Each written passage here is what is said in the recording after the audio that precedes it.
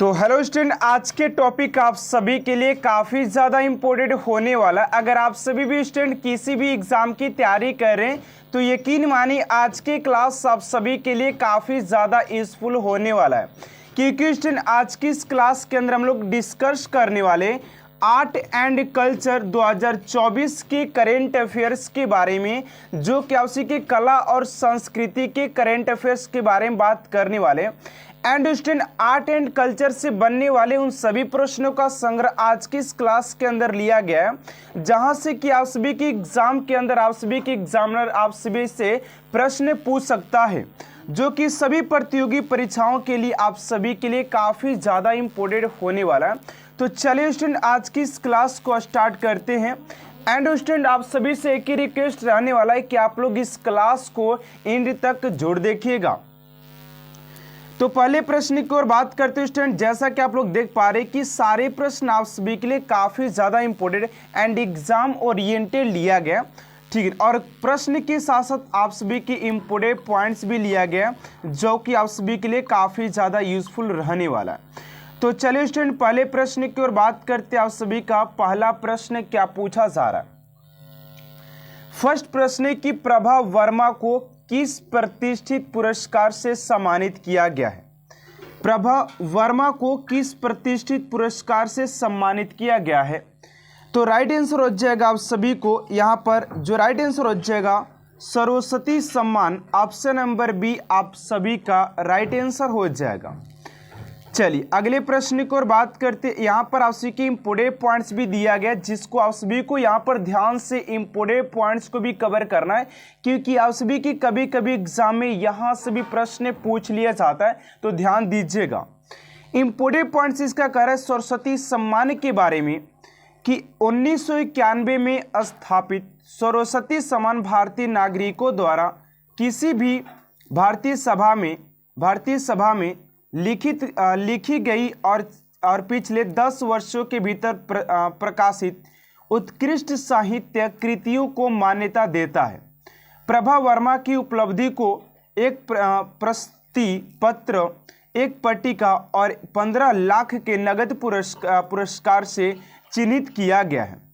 चयन समिति, जिनका नेतृत्व वर्तमान में सुप्रीम कोर्ट के पूर्व न्यायाधीश न्यायमूर्ति अर्जुन कुमार सीकरी कर रहे हैं, प्रत्येक वर्ष सावधानीपूर्वक प्राप्तकर्ता का चयन करती है। तो ये इसका इम्पोर्टेंट पॉइंट से आप लोग इसको कॉपी में जरूर नोट कीजिएगा, या आप लोग इसको स्क्रीनशॉट लेकर के जरूर रखिएगा। चलिए अगले प्रश्न की ओर बात करते हैं। सेकेंड नंबर प्रश्न कह रहा है कि यहाँ पर 96वें अकादमी पुरस्कार में 96वें अकादमी पुरस्कार में सर्वश्रेष्ठ अभिनेता का ऑस्कर पुरस्कार किसने जीता है। तो राइट आंसर हो जाएगा उसी के सिलियन मर्फी हो जाएंगे। सिलियन मर्फी आप सभी का राइट आंसर हो जाएगा। आप लोग यहाँ पर देख सकते हैं ऑस्कर अवार्ड, ठीक है ना। अब इसके इंपोर्टेंट पॉइंट्स की बात करते हैं कि अभिनेता का अवार्ड किसने जीता है, अभिनेत्री का किसने जीता है, सर्वश्रेष्ठ निर्देशक के अवार्ड किसने जीता है। यहां से भी प्रश्न आप सभी के एग्जाम में बन सकता है, ध्यान दीजिएगा। इसकी इंपोर्टेंट पॉइंट्स की बात करते हैं तो सर्वश्रेष्ठ चित्र जो था ओपेनहाइमर ने पुरस्कार जीता है। सर्वश्रेष्ठ अभिनेत्री की बात करें सिलियन मर्फी को ट्रॉफी मिली है। सर्वश्रेष्ठ निर्देशक की बात करें तो क्रिस्टोफर नोलन को ओपेनहाइमर में उनके नाम के लिए पुरस्कार मिला है। एमा स्टोन के योगोश लिथिमोस द्वारा निर्देशित पुअर थिंग्स में अपनी भूमिका के लिए सर्वश्रेष्ठ अभिनेत्री का पुरस्कार दिया गया है। ओपेनहाइमर ने कुछ अच्छा पुरस्कार जीते, जिनमें से सर्वश्रेष्ठ अभिनेत्री, सर्वश्रेष्ठ निर्देशक और रॉबर्ट डाउनी जूनियर के लिए सर्वश्रेष्ठ है।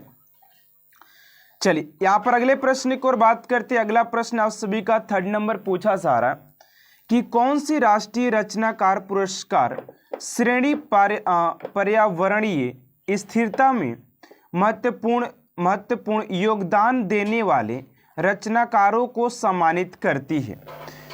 तो इस क्वेश्चन का राइट आंसर क्या होगा। अगर आप सभी को इस क्वेश्चन का आंसर पता होता है तो आप सभी कमेंट बॉक्स में लिख सकते हैं। इस क्वेश्चन का राइट आंसर हो जाएगा आप सभी का ऑप्शन नंबर सी, यानी कि ग्रीन चैंपियन पुरस्कार हो जाएगा। ऑप्शन नंबर सी स्टूडेंट आप सभी का राइट आंसर हो जाएगा। चलिए अगले प्रश्न की ओर बात करते हैं। 4 नंबर प्रश्न है, यहां पर कह रहा है कि संगीत अकादमी द्वारा मार्च 2024 में, संगीत अकादमी द्वारा मार्च 2024 में नई दिल्ली में आयोजित विश्व के सबसे बड़े साहित्य उत्सव का नाम क्या था? तो इस उत्सव के नाम की बात किया जाए, उत्सव के नाम की बात किया जाए तो साहित्य महोत्सव हो जाएगा। ऑप्शन नंबर ए स्टूडेंट आप सभी का राइट आंसर हो जाएगा। चलिए अगले प्रश्न की ओर बात करते हैं। आप सभी का अगला प्रश्न यहाँ पर क्या पूछा जा रहा है, ध्यान दीजिएगा। 5 नंबर प्रश्न आप सभी से पूछा जा रहा है कि संगीत नाटक अकादमी पुरस्कार किस क्षेत्र में दिए जाते हैं? संगीत नाटक अकादमी पुरस्कार किस क्षेत्र में दिए जाते हैं? तो आप सभी का ऑप्शन नंबर सी हो जाएगा। संगीत, नृत्य, नाटक और लोक कला साहित्य कई क्षेत्रों में दिया जाता है। तो ऑप्शन नंबर सी आप सभी का राइट आंसर हो जाएगा क्वेश्चन नंबर 5 का। चलिए अगले प्रश्न की ओर बात करते 6 नंबर है कि संगीत नाटक अकादमी द्वारा दिए जाने वाला सर्वोच्च सम्मान कौन सा है? तो इसके सर्वोच्च सम्मान की बात करते हैं तो राइट आंसर हो जाएगा आप सभी का अकादमी रत्न, यानी कि अकादमी फेलो हो जाएगा। ऑप्शन नंबर सी स्टूडेंट आप सभी का राइट आंसर हो जाएगा। चलिए अगले प्रश्न की ओर बात करते हैं। 7 नंबर प्रश्न है कि पंकज उदास किसके लिए प्रसिद्ध है? पंकज उदास की बात किया जाए कि किसके लिए प्रसिद्ध हो जाएंगे, तो इस क्वेश्चन का राइट आंसर क्या होगा? आप सभी को फटाफट कमेंट बॉक्स में दीजिए कि इस क्वेश्चन का राइट आंसर आप सभी का क्या हो जाएगा। ठीक है, अगर आप सभी को पता होता है तो आप लोग फटाफट कमेंट बॉक्स में आंसर लिखिएगा, ठीक है ना। तो इस क्वेश्चन का जो राइट आंसर हो जाएगा स्टूडेंट आप सभी का, इस क्वेश्चन का जो राइट आंसर हो जाएगा ऑप्शन नंबर, तो ऑप्शन नंबर सी आप सभी का राइट आंसर हो जाएगा। इन्हें गजल के लिए जाना जाता है। तो ऑप्शन नंबर सी स्टूडेंट आप सभी का राइट आंसर हो जाएगा। चलिए अगले प्रश्न की ओर बात करते हैं। आप सभी का अगला प्रश्न 8 नंबर यहाँ पर पूछा जा रहा है कि 98वें ज्ञानपीठ पुरस्कार से किसे सम्मानित किया गया है? 98वें ज्ञानपीठ पुरस्कार से किसे सम्मानित किया गया है? तो राइट आंसर हो जाएगा आप सभी का ऑप्शन नंबर सी, यानी कि गुलजार को और जगत गुरु राम प्रभाचार्य को भी पुरस्कारित किया गया है। तो ऑप्शन नंबर सी स्टूडेंट आप सभी का राइट आंसर हो जाएगा क्वेश्चन नंबर 8 का। चलिए अगले प्रश्न की ओर बात करते हैं स्टूडेंट। उससे पहले आप सभी से एक छोटा सा रिक्वेस्ट है, अगर आप सभी को कंटेंट और क्लास अच्छा लग रहा है तो प्लीज चैनल को सब्सक्राइब कर दीजिएगा और साथ साथ बेल आइकन को भी प्रेस जरूर करिएगा। चलिए अगला प्रश्न आप सभी का 9 नंबर की फिल्म अस्लम डॉग मिलियनेयर ने किस गीत ने गुलजार की अंतर्राष्ट्रीय प्रशंसा में योगदान किया है या दिया है? तो राइट आंसर हो जाएगा आप सभी का ऑप्शन नंबर ए, यानी कि जय हो। ऑप्शन नंबर ए आप सभी का राइट आंसर हो जाएगा। चलिए अगले प्रश्न की ओर बात करते हैं। आप सभी का 10 नंबर प्रश्न है कि अबू धाबी में BAPS मंदिर का क्या महत्व है? अबू धाबी में BAPS मंदिर का क्या महत्व है? तो 10 का जो राइट आंसर हो जाएगा स्टूडेंट आप सभी का ऑप्शन नंबर बी, यानी कि यह मध्य पूर्व में पहला पारंपरिक हिंदू पत्थर मंदिर हो जाता है। तो ऑप्शन नंबर बी आप सभी का राइट आंसर हो जाएगा। चलिए अगला प्रश्न 11 नंबर कि नई दिल्ली विश्व पुरस्कार मेला 2024 कहां आयोजित किया जा रहा है? इस मेले को कहां पर आयोजित किया जा रहा है? तो 11 का जो राइट आंसर हो जाएगा आप सभी का ऑप्शन नंबर ए, यानी कि प्रगति मैदान नई दिल्ली हो जाएगा। ऑप्शन नंबर ए स्टूडेंट आप सभी का राइट आंसर हो जाएगा क्वेश्चन नंबर 11 का। चलिए अगले प्रश्न की ओर बात करते हैं। 12 नंबर प्रश्न है कि आदि महोत्सव 2024 का प्राथमिक उद्देश्य क्या है? आदि महोत्सव 2024 का प्राथमिक उद्देश्य क्या है? उद्देश्य क्या है? तो 12 का राइट आंसर हो जाएगा आप सभी का ऑप्शन नंबर बी, यानी कि भारत की जनजाति विरासत की समृद्धि विविधता को प्रदर्शित करना। ऑप्शन नंबर बी आप सभी का राइट आंसर हो जाएगा। चलिए अगले प्रश्न को और बात करते। 13 नंबर प्रश्न है कि किस प्रमुख भारतीय संगीतकार जो फ्यूजन बैंड शक्ति का हिस्सा है ने अपने न्यूनतम एल्बम दिस मोमेंट के लिए सर्वश्रेष्ठ वैश्विक संगीत एल्बम श्रेणी में ग्रैमी पुरस्कार जीता है? तो आप सभी का 13 का जो राइट आंसर हो जाएगा इस क्वेश्चन का ऑप्शन नंबर हो जाएगा आप सभी का, इस क्वेश्चन का जो राइट आंसर हो जाएगा किसने जीता है? तो ऑप्शन नंबर बी आप सभी का राइट आंसर हो जाएगा, यानी कि शंकर महादेवन और जाकिर हुसैन को ये अवार्ड दिया गया है। तो ऑप्शन नंबर बी आप सभी का राइट आंसर हो जाएगा।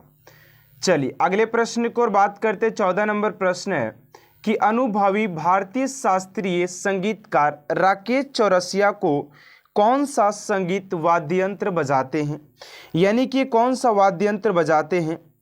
तो राइट आंसर हो जाएगा आप सभी का, इस क्वेश्चन का जो राइट आंसर हो जाएगा फटाफट अगर आप सभी पता होगा तो बताइएगा, ठीक है ना। इस क्वेश्चन का राइट आंसर हो जाएगा तो बांसुरी आप सभी का राइट आंसर हो जाएगा ऑप्शन नंबर सी।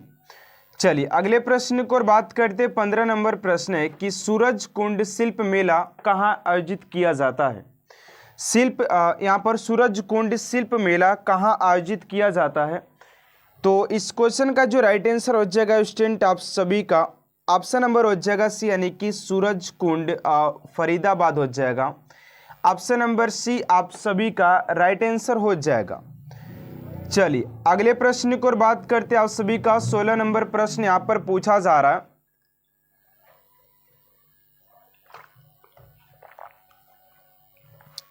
सोलह नंबर प्रश्न करा कि 10वीं शताब्दी में सूरज कुंड में ऐतिहासिक जलाशय का निर्माण किसने करवाया था? ऐतिहासिक जलाशय का निर्माण किसने करवाया था? तो राइट आंसर हो जाएगा आप सभी का option number C is right answer हो जाएगा, तोमर राजवंश ने करवाया था। ऑप्शन नंबर सी स्टूडेंट आप सभी का राइट आंसर हो जाएगा। चलिए अगले प्रश्न को और बात करते हैं आप सभी का। 17 नंबर प्रश्न यहाँ पर पूछा जा रहा है। यहाँ पर कह रहा है कि 22 जनवरी 2024 को अयोध्या में रामलला के प्राण प्रतिष्ठा समारोह का नेतृत्व किसने किया था? 22 जनवरी 2024 को अयोध्या में रामलला के प्राण प्रतिष्ठा समारोह का नेतृत्व किसने किया था? तो आप सभी को हो जाएंगे प्रधानमंत्री Narendra Modi. Option number C आप सभी का राइट आंसर हो जाएगा। और आने वाले हर एक प्रश्न स्टूडेंट आप सभी के लिए काफ़ी ज़्यादा इंपॉर्टेंट होने वाला है, ठीक है ना। चलिए अगला प्रश्न आप सभी से पूछा जा रहा है कि गणतंत्र दिवस समारोह के हिस्से के रूप में भारत पर्व 2024 कहाँ आयोजित किया जाएगा? भारत पर्व कहाँ आयोजित किया जाएगा? तो लाल किला दिल्ली आप सभी का option number B is right answer हो जाएगा। चलिए अगला प्रश्न आप सभी का 19 नंबर कि 12वीं सदी का श्री जगन्नाथ मंदिर किस शहर और राज्य में स्थित है? कह रहा है कि 12वीं सदी, कह रहा है यहाँ पर पूछा जा रहा है, आप सभी से ध्यान दीजिएगा, क्वेश्चन काफ़ी इंपोर्टेंट है आप सभी के लिए। कह रहा है कि 12वीं सदी का श्री जगन्नाथ मंदिर किस शहर और राज्य में स्थित है? तो हो जाएगा आप सभी का ऑप्शन नंबर, यानी कि पूरी उड़ीसा हो जाएगा। ऑप्शन नंबर ए आप सभी का राइट आंसर हो जाएगा। चलिए अगला प्रश्न 20 नंबर की श्री राम जन्मभूमि परिसर में रामलला विराजमान के लिए प्राण प्रतिष्ठा कार्यक्रम कब शुरू होगा? तो राइट आंसर हो जाएगा आप सभी का 20 का ऑप्शन नंबर सी, यानी कि 22 जनवरी 2024 आप सभी का राइट आंसर हो जाएगा। चलिए अगले प्रश्न को और बात करते 21 नंबर की मकर संक्रांति, पोंगल, उत्तरायण और माघ बिहू त्योहार का क्या महत्व है? तो 21 का जो राइट आंसर हो जाएगा आप सभी का ऑप्शन नंबर सी यानी कि सदी की समाप्ति और लंबे दिनों की शुरुआत हो जाता। ऑप्शन नंबर सी आप सभी का राइट आंसर हो जाएगा। चलिए अगले प्रश्न को बात करते 22 नंबर की सांस्कृतिक विरासत संरक्षण के लिए यूनेस्को एशिया प्रशांत पुरस्कार का क्या महत्व देते हैं। इस पुरस्कार का क्या महत्व देते हैं, आप सभी से ये प्रश्न पूछा जा रहा है। तो आप सभी के विरासत संरक्षण में उत्कृष्ट परियोजनाओं के लिए दिया जाता है। ऑप्शन नंबर बी आप सभी का राइट आंसर हो जाएगा। चलिए अगले प्रश्न को बात करते हैं। आप सभी का 23 नंबर प्रश्न पूछा जा रहा है कि ईवी रामकृष्ण ने 2023 में किस श्रेणी के लिए साहित्य अकादमी पुरस्कार जीता था। तो 23 का जो राइट आंसर हो जाएगा स्टूडेंट आप सभी का ऑप्शन नंबर सी यानी कि साहित्य अध्ययन के लिए दिया गया था। ऑप्शन नंबर सी साहित्य अध्ययन।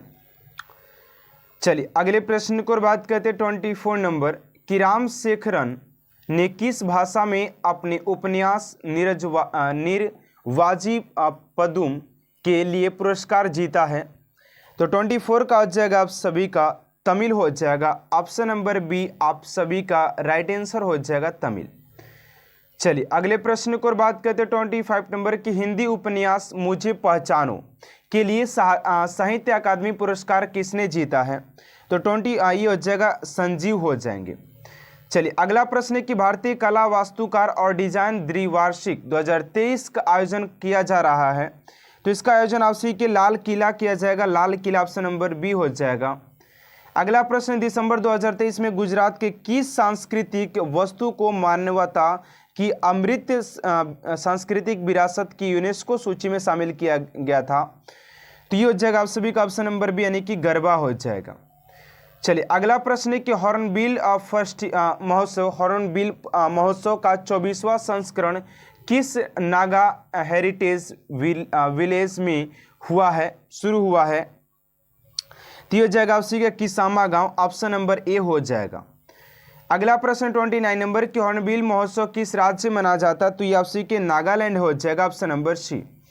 अगला प्रश्न है कि 54वें भारतीय अंतर्राष्ट्रीय फिल्म महोत्सव में सत्यजीत रे लाइफ टाइम अचीवमेंट पुरस्कार किसने जीता है। तो ये हो जाएगा आप सभी के माइकल डगलस हो जाएंगे डगलस। चलिए अगला प्रश्न है कि समापन समारोह में किस फिल्म को सर्वश्रेष्ठ फिल्म का गोल्ड पीकॉक पुरस्कार दिया गया है। तो राइट आंसर हो जाएगा आप सभी का ऑप्शन नंबर बी यानी कि एंडलेस ब्रॉडर्स हो जाएंगे। चलिए अगले प्रश्न को और बात करते 32 नंबर प्रश्न है कटक उड़ीसा में महानदी के तट पर आयोजित होने वाले वार्षिक व्यापार मेले बाली यात्रा को किस अनूठी विशेषता अलग करती है। तो हो जाएगा आप सभी का एशिया का सबसे बड़ा ओपन एयर वार्षिक व्यापार मेला हो जाएगा। चलिए अगला प्रश्न है कि मीराबाई का जन्म कहाँ हुआ था। तो इस क्वेश्चन का जो राइट आंसर हो जाएगा आप सभी का कुंडकी हो जाएगा। चलिए अगला प्रश्न है कि OTT श्रृंखला और फिल्मों में उत्कृष्टता को स्वीकार करने के लिए 54वें IFFI में कौन सी नई सुविधा पेश की गई है। तो 34 का हो जाएगा आप सभी का 34 का जो राइट आंसर हो जाएगा ऑप्शन नंबर डी यानी कि OTT पुरस्कार हो जाएगा। ऑप्शन नंबर डी आप सभी का राइट आंसर हो जाएगा। तो अगले प्रश्न को और बात करते हैं स्टूडेंट आप सभी का अगला प्रश्न यहाँ पर पूछा जा रहा है कि भारतीय फिल्म उद्योग में उनके योगदान के लिए उद्घाटन समारोह में माधुरी दीक्षित को कौन सा पुरस्कार मिला है। तो राइट आंसर हो जाएगा उसी का भारतीय सिनेमा को विशेष पहचान। ऑप्शन नंबर सी आप सभी का राइट आंसर हो जाएगा। चलिए अगला प्रश्न आप सभी का कि IFFI के समापन समारोह में सत्यजीत रे लाइफ टाइम अचीवमेंट अवार्ड से किसे सम्मानित किया गया है।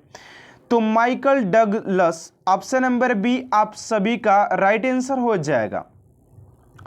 चलिए अगला प्रश्न है कि कौन सी फिल्म IFFI 2023 की शुरुआती फिल्म होगी। तो इस क्वेश्चन का राइट आंसर हो जाएगा आप सभी का कैचिंग डस्ट हो जाएगा। कैचिंग डस्ट आप सभी का option number D is right answer हो जाएगा। चलिए अगले प्रश्न की ओर बात करते 38 नंबर की इस वर्ष IFFI में सत्यजीत रे लाइफ टाइम अचीवमेंट अवार्ड से किसे सम्मानित किया जाएगा? तो Michael Douglas, option number B आप सभी का राइट आंसर हो जाएगा। चलिए अगले प्रश्न को और बात करते हैं 39 नंबर कि वैश्विक सांस्कृतिक समझ के लिए 2023 ब्रिटिश अकादमी पुरस्कार पुस्तक पुरस्कार का विजेता कौन है? तो 39 का हो जाएगा आप सभी का राइट आंसर हो जाएगा नंदिनी दास, ऑप्शन नंबर बी आप सभी का राइट आंसर हो जाएगा। चलिए अगले प्रश्न को और बात करते हैं कि नंदिनी दास की पुरस्कार विजेता पुस्तक का शीर्षक क्या है? तो शीर्षक हो जाएगा आप सभी का ऑप्शन नंबर सी यानी कि coaching India England Mughal India and the origins of empire. Option number C आप सभी का राइट आंसर हो जाएगा। चलिए अगले प्रश्न को और बात करते हैं 41 नंबर कि भारत के किस शहर को साहित्य के क्षेत्र में योगदान के लिए यूनेस्को रचनात्मक शहरों की सूची में जोड़ा गया है? तो इस क्वेश्चन का राइट आंसर हो जाएगा आप सभी का 41 का हो जाएगा ऑप्शन नंबर सी यानी कि केजिंग कोड हो जाएगा।